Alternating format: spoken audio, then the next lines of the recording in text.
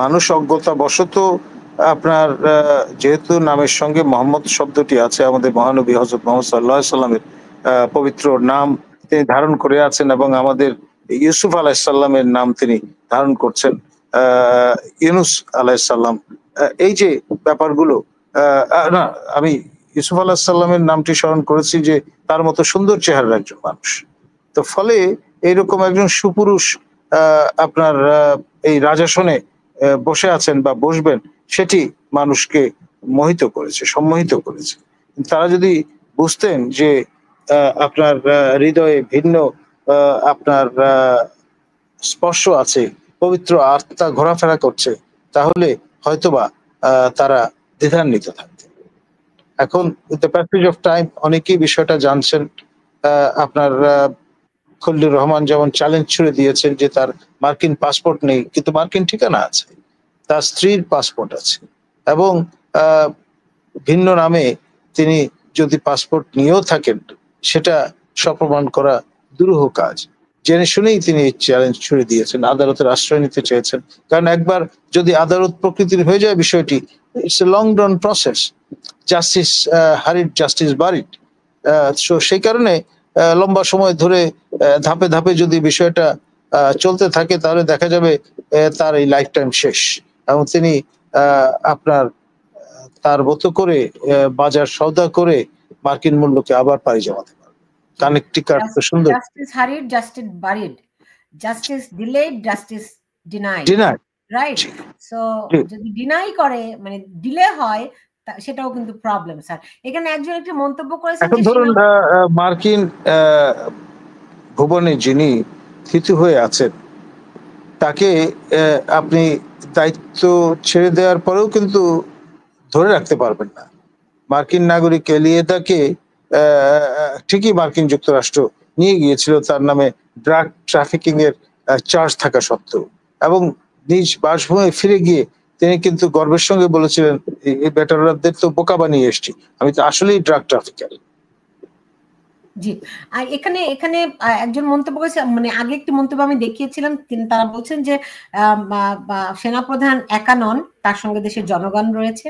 আমি সামাজিক যোগাযোগ মাধ্যমে দেখি তার পক্ষে মানুষ এখন অনেক বেশি কথা বলছে।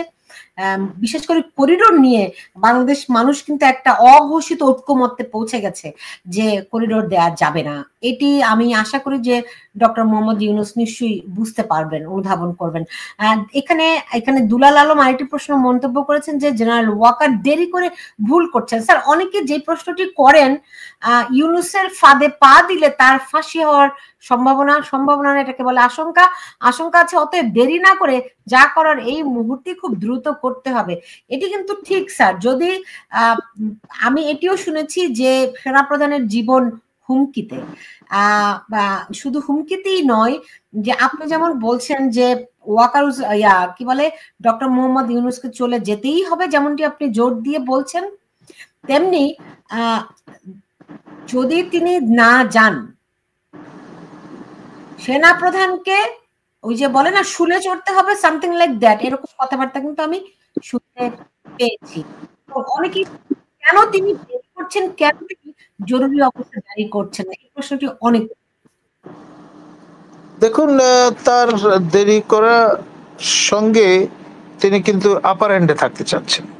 আপনার ভুল করলে তিনি একা প্রথম করতে চাচ্ছেন না, ভুলটা তিনি চাচ্ছেন ইউনূস পক্ষই করুক, তাহলে মরালি তিনি আপার গ্রাউন্ডে থাকবেন।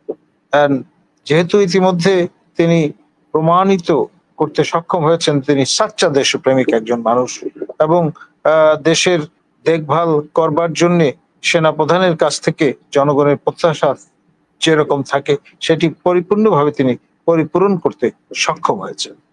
সুতরাং এইরকম একজন মানুষ, তিনি আপনার অবশ্যই সতর্ক অবস্থায় আছেন বলে আমি মনে করি, এবং তিনি আর যাই হোক প্রয়াত খালেদ মোশাররফের মতো ভূমিকায় রত হবেন তেমনটি আমি মনে করি।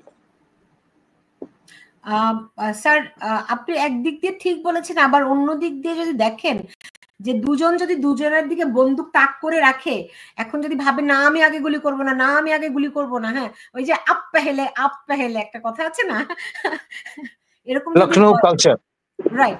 সো তখন তখন তো আসলে মারা পড়ার চান্সই বেশি। দেখুন, খালেদ মোশাররফের ক্ষেত্রে যেটি ঘটেছে, রাশেদ মোশাররফ তার সহোদরের মাতার কারণে রাস্তায় কুকুরের মতো গুলি খেয়ে মরতে হয়েছে, যেটি আনফরচুনেট একটা এপিসোড আমাদের ইতিহাসে। আমরা তার কোন রকমের পুনরাবৃত্তি দেখতে চাই না। আমরা চাই আমাদের সাচ্চা দেশপ্রেমিক মাননীয় সেনাপ্রধান তিনি প্রিভেইল করুন, জনগণের যে আশা আকাঙ্ক্ষা তা বাস্তবায়নে তিনি তার মহান যে ব্রত সেটি প্রতিপালন করতে সক্ষম হন, এবং সকল রকমের আপনার ভ্রুকুটি উপেক্ষা করে তিনি পেশাদারিত্বের সঙ্গে এই রাষ্ট্রটি রক্ষা করতে সক্ষম হবেন, তেমনটি আমরা আশা করি। সেক্ষেত্রে কি জরুরি অবস্থা জারি করা প্রয়োজন বলে আপনার মনে হয়? এখন এটি তো মহামান্য রাষ্ট্রপতির এখতিয়ার, এবং তিনি একজন বীর মুক্তিযোদ্ধাও বটে। আপনার যত রকমের সমালোচনাই করুন না কেন, at the end of the day তিনি হেলম অফ অ্যাফেয়ার্স আছেন। জি। না, তিনি তিনি যদি পরিস্থিতি সেরকম দেখেন, তিনি তো রাষ্ট্রপতিকে অনুরোধ করতে পারেন। আমার মনে হয় না, মানে professor Yunus will be the last person to come up with such recommendation. তিনি বিদেশ সফর যে করছেন তার আগে পরে রীতি অনুসারে বঙ্গভবনের ধারে কাছে হাঁটছেন। আমি নিজে আমন্ত্রিত হয়ে আপনার বঙ্গভবনে গিয়েছি এই শাসন আমলে, কিন্তু সেখানে প্রফেসর ইউনূস এবং তার পারিষদবর্গকে কিন্তু পাইনি। এটা কাস্টমারি প্রোটোকল, আপনি অস্বীকার করে থাকবেন কোথায়, যাবেন কোথায়? আপনাকে আমি সম্মান করি কিন্তু প্রোটোকলের কারণে। সেই প্রোটোকল আপনি অস্বীকার করছেন, first man of the country তাকে আপনি অবজ্ঞা করছেন, বৃদ্ধাঙ্গুলি দেখাচ্ছেন। এটা আর যাই হোক সবচাইতে আনকার্টিয়াস একটি কাজ, এটা আপনাকে স্বীকার করতেই হবে। স্যার, এটা আমি শেষ প্রশ্ন করছি। সেটি হচ্ছে যে এটি মঞ্জুর আলম প্রশ্নটি করেছেন। সমন্বয়ক, তৌহিদি জনতা, চক্রান্তকারী দেশ বিদেশি শক্তি, এরা কি এত সহজে সরে যাবে? এরা আমরা শুনতে পাচ্ছি তারা জুলাই প্রক্লেমেশন চাচ্ছে। প্রক্লেমেশন না, তারা তো এটা খোলামেলা বলছেনই, চাচ্ছেন কেন? এটা তাদের দাবি। তারা এটি প্রথম দাবিটি আদায় করে ছেড়েছেন, দ্বিতীয় এবং তৃতীয় দাবিটিও যথানিয়মে পরিপূরণ হবে প্রফেসর ইউনূস যদি গদ্দিনশীল থাকেন, এতে কোনো সন্দেহ নেই। সো ডক্টর ইউনূস কি এই পরিস্থিতির জন্য তো তিনি দায়ী হয়ে থাকবেন, সেটি বুঝে শুনেও মানে তিনি যেন তেন উপায়ে টিকে থাকার চেষ্টা করবেন বলে আমরা শুনছি। আমরা A team, B team, C team, নানা রকম টিমের কথাও যেমন শুনছি, এরকম A plan, B plan, C plan, এরকম পরিকল্পনার কথাও শুনছি। একটা প্ল্যান মাত্র মঞ্চস্থ হলো, অনেকে অভিযোগ করছেন যে যেই যেই যেই পদত্যাগ নিয়ে যে ঘটনাটি ঘটলো, কেউ তার পদত্যাগ দাবি করেনি, সেনাপ্রধান তার পদত্যাগ দাবি করেনি, বিএনপি তার পদত্যাগ দাবি করেনি, কেউই তার পদত্যাগ দাবি করেনি, কিন্তু তিনি নিজে থেকে স্বপ্রণোদিত হয়ে পদত্যাগের কথা বলে গত 2-3 দিন ধরে একটা নাটকীয় পরিস্থিতির সৃষ্টি করলেন। অনেকেই বলেন এটি হচ্ছে ওনার একটা প্ল্যান এ। এখন ওনার ধরেন সেনাপ্রধান তার বক্তব্য দিয়েছেন, সেটার পরিপ্রেক্ষিতে তিনি এই এই এই কৌশলে অগ্রসর হয়েছেন। এখন ভবিষ্যতে তার এরকম আরো কয়েকটি কৌশল ধাপে ধাপে ধাপে ধাপে রয়েছে। কি ঘটলে কি ঘটিলে কি ঘটাইবেন, এরকম নাকি বিষয় রয়েছে। সেই ক্ষেত্রে সেই যদি হয় তাহলে তাদের আসল লক্ষ্যটি কি ক্ষমতায় থাকা, এই করিডোর দেয়া, বন্দর দেয়া, এগুলোকে এই সব ব্যাপারগুলোতে একদমই স্থির থাকা, তাতে পৃথিবীতে যা ঘটে যাক, এই অদম্য অবস্থানে থাকতে পারবেন, নাকি এর বিরুদ্ধে সেনাপ্রধান যেই সময়গুলো নিচ্ছেন অনেকেই মনে করছেন এটি সময় ক্ষেপণ। সো প্রশ্নটি হচ্ছে যে এই যে টাগ অফ ওয়ার, পরিকল্পনা এ, পরিকল্পনা বি, এর বিপরীতে লড়াই, এটি কতদিন এরকম কাহাতক এরকম চলবে? বাংলাদেশের মানুষ গুজবের কারণে রাতে বেলা ঘুমাতে পারে না, আপনি জানেন। প্রতিদিনই তারা নানান রকম নাটকীয়তা, নানান রকম ঘটনার কথা শুনতে পান। তো এই পরিস্থিতি কতদিন ধরে চলবে? এখান থেকে সহসা উত্তরণের কোনো উপায় আছে কি না? একটু ভালো পরামর্শ দেন স্যার। মানে খালি নেগেটিভ কথা বললে মানুষের ভিতরে কোনো আশা, কে দেবে আশা, কে দেবে ভরসা, এরকম আর কি ব্যাপারটি। দেখুন, আমাদের দেশপ্রেমিক সশস্ত্র বাহিনী এবং বিশেষ করে সেনাবাহিনী, তারা আপনার lender of the last resort হিসেবে বরাবর ভূমিকা পালন করেছেন। এই সেনাবাহিনী আমাদের মুক্তিযুদ্ধের যুদ্ধক্ষেত্র থেকে উৎসরিত সেনাবাহিনী। এটি কিন্তু কলোনিয়াল যেই উত্তরাধিকার তার উপর ভিত্তি করে তৈরি সেনাবাহিনী নয়। ফলে তারা জনগণের পালস বোঝেন এবং সে কারণেই কিন্তু ৩ তারিখে তারা সিদ্ধান্ত নিয়েছেন তা জনগণ নিরস্ত্র জনতার উপর গুলি ছুড়বেন না, যে যাই বলুন না কেন।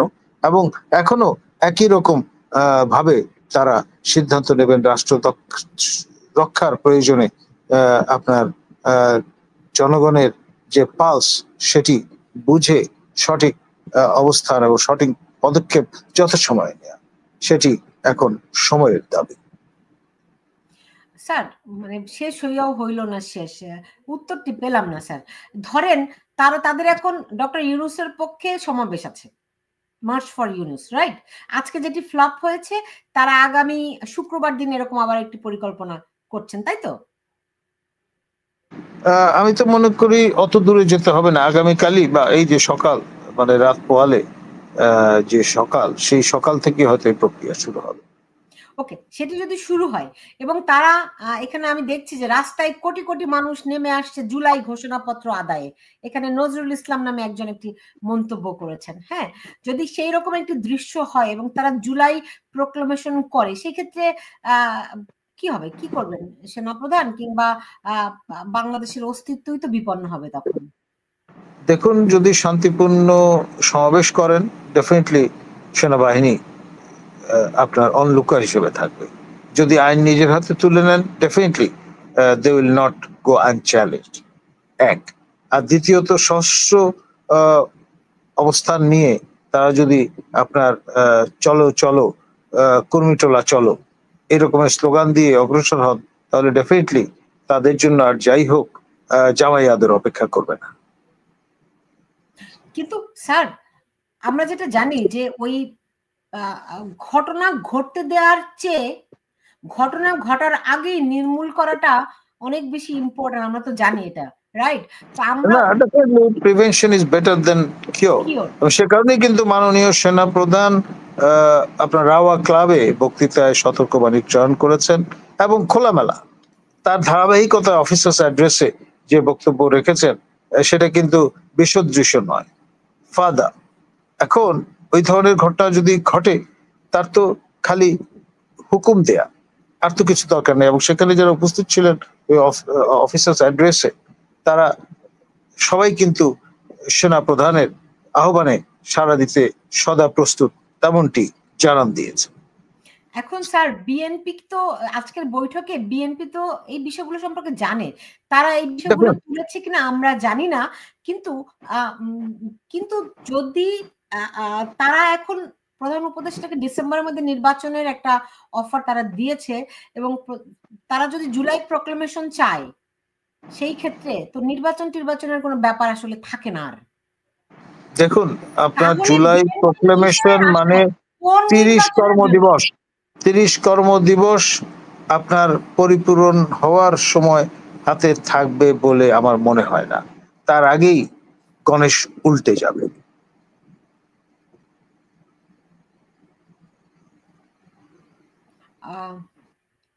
আমি জানি না স্যার আপনি কিসের ভিত্তিতে এটি বলছেন, আপনার কাছে সুনির্দিষ্ট কোনো তথ্য আছে কিনা। আমি যেটি ভাবি সেটি হচ্ছে তেল জল কখনোই মিশ খেতে পারে না, তেল জল কখনোই মিশ খাবে না, এটা আমরা ছোটবেলা থেকে দেখে এসেছি এবং জানি। আমরা কি কোনো রক্তপাত অ্যাভয়েড করতে পারবো? সেটা হবে সর্বোত্তম পন্থা। যদি তা করা না যায়, তাহলে রাষ্ট্রের প্রয়োজনে রক্তগঙ্গা হয়তো বইবে। আমাদের হয়তো এই বিয়োগান্তক দৃশ্যটি, নাটকের শেষ দৃশ্যটি দেখতে হতে পারে, তবুও আপনার রাষ্ট্রের অখণ্ডতা, রাষ্ট্রের অস্তিত্ব যে কোনো মূল্যে রক্ষা করার জন্য সদা প্রস্তুত থাকতে হবে। যারা প্রশিক্ষণ প্রাপ্ত হয়েছেন, আপনার সামরিক কলা কৌশল শিখেছেন, তাদের ওপর তা পবিত্র দায়িত্ব হিসেবে অর্পিত হচ্ছে। তার মানে শেষ বিষয়টি হচ্ছে যে আসলে এখন এই মুহূর্তে যারা কি বলবো যে সেনাবাহিনী আর ডক্টর মোহাম্মদ ইউনূস এবং তার পেছনে রয়েছে এই এনসিপি এবং ইসলামী কয়েকটি গোষ্ঠী, তারা মুখোমুখি অবস্থানে এবং তাদের কেউ কেউ সেনাবাহিনীকে হুমকি দিচ্ছে। ফলে এই মুখোমুখি অবস্থা একটা রক্তপাতের দিকে এগুতে পারে এমন আশঙ্কা দেখা দিয়েছে, তাই তো? দেখুন, আমার ধারণা যারা ধর্মভীরু মানুষ, আচারনিষ্ঠ মুসলমান, তারা যখন অবগত হবেন একজন নাসারা আপনার এই হেলম অফ অ্যাফেয়ার্স এর দায়িত্ব নিয়েছেন এবং রীতিমতো চাতুর্যের সঙ্গে সিগালের মতো ধূর্ততার পরিচয় দিয়ে, তখন আমার ধারণা তারা আপনার এই প্রক্রিয়ায় সামিল হবেন এমনটি বুকে হাত দিয়ে কেউ বলতে পারবে না।